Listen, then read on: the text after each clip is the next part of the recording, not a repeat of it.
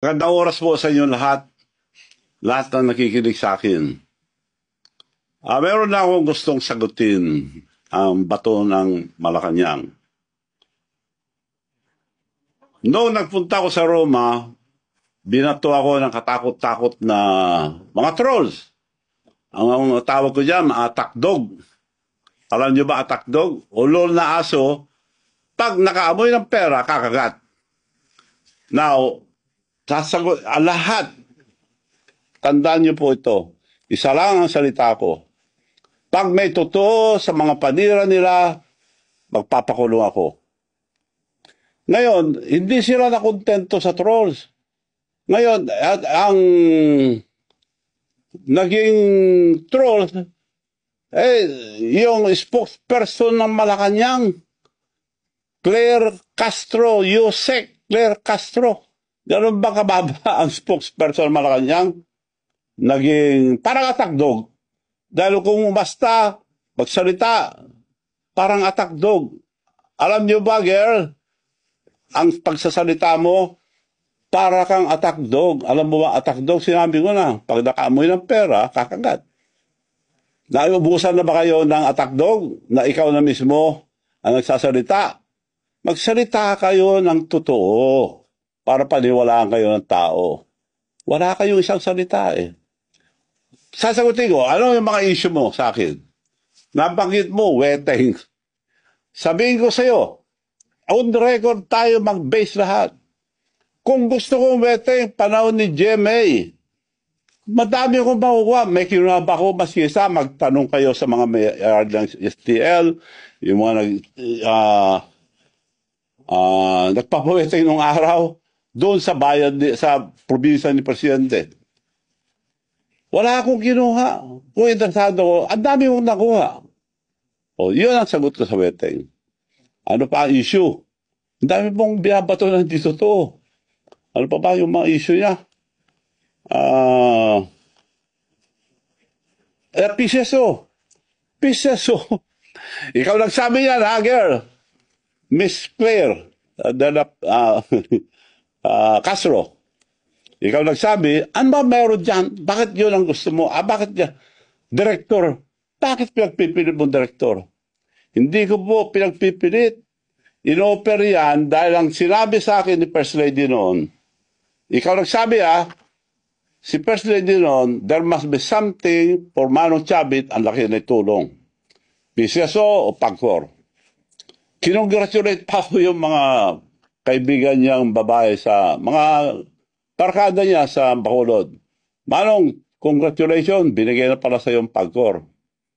Oh, mabuti naman para ibigay ko sa mga mayors kako para ang dami tumulong kasi.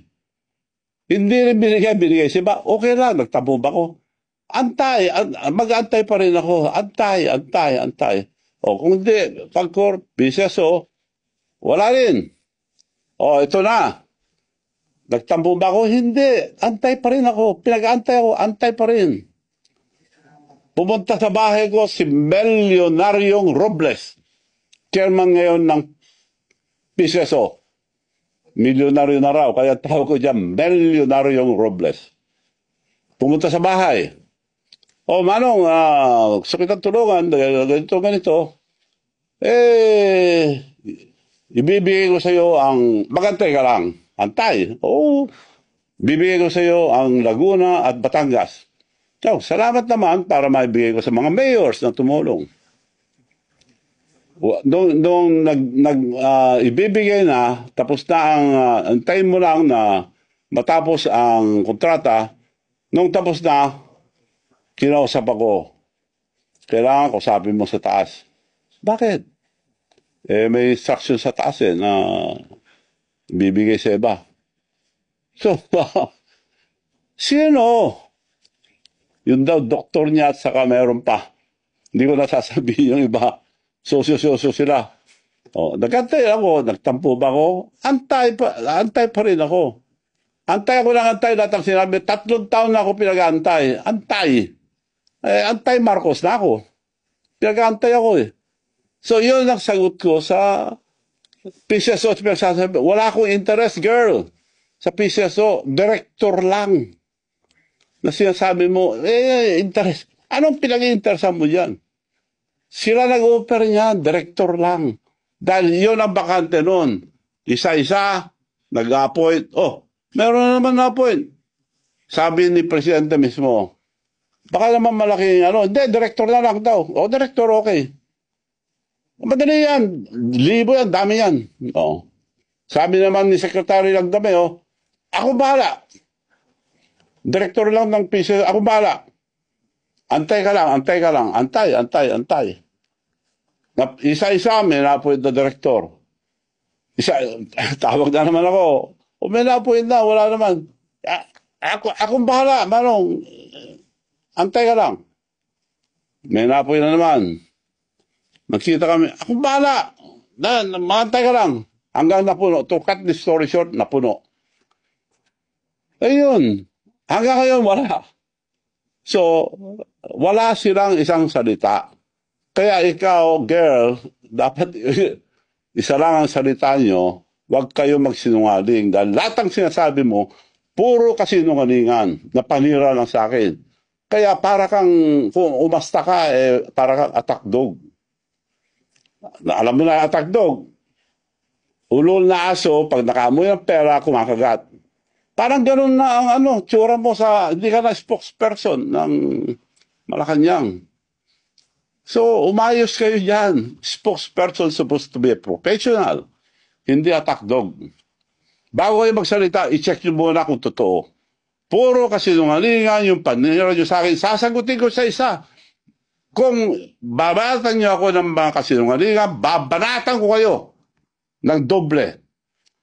Hindi ko lang nadala yung papel dito. Sa susunod, papakita ko. Senator pa lang, ang presidente, may kaso na. Yun na pulis. Dinemanda na siya. Nakademanda siya. Pakuha mo nga yun. Hindi ko na nadala. Yun ang on record. Ako, binabato nyo, puro haka-haka, puro sali-salita na hindi totoo. Ito, pag nagsabi ako, totoo. Sinong may kaso? Nademanda si Senator Bongbong Marcos. Panahon din na Napoles, kasama siya ron. Sabi ko to, hindi ko sinasabi to dahil lang sa kasinungalingan mo, sasabihin ko lang to. Sige, magsinungaling pa kayo. Eto. Bongbong Marcos sued for plunder over pork barrel scam. Ayan ang nakarecord. Madam Spokesperson. Ito. Girl, tingnan mo ito, girl. Ito. Bongbong Marcos sued for plunder. Plunder filed versus Bongbong Marcos over 205 pork barrel scam. Yan ang record. Hindi ko na sana ilalabas to, pero girl, ikaw nag-umpisa, tatapusin ko. Pagsalita kayo, yung totoo. Ako, sasagutin ko kayo, puro totoo ilalabas ko. So, yun lang po ngayon. Marami pa kayong maririnig. Antayin natin yung mga tagdog.